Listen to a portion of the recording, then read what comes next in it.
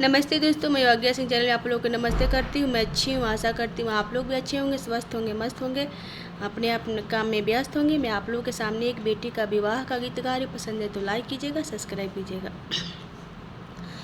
खेलत में रहली बेटी सारी आइले डोलिया हो कहाँ।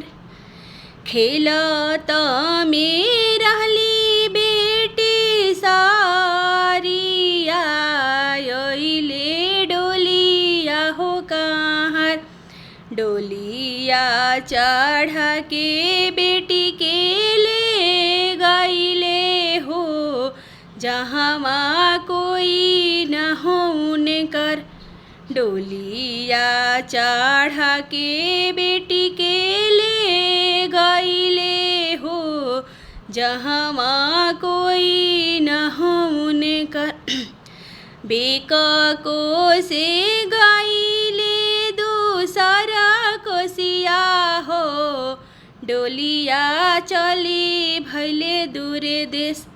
एक को से गईले डोलिया दूसरे को से हो, डोलिया चली गईले दूरे देश। डोलिया उघारी बेटी देखली हो, यहाँ कोई न हो हमार। डोलिया उघारी बेटी देखली हो, यहाँ कोई न हो हमार।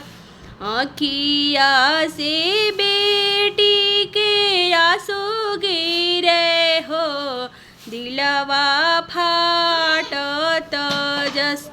आँखिया से बेटी के आंसू गिरे हो, दिलवा फाटत जस। कैसे मेरा हमी हो नगारिनु हो, जहाँ कोई न हो हमार। कैसे के रहम पिया के घरवा हो, जहाँ कोई न हो हमार।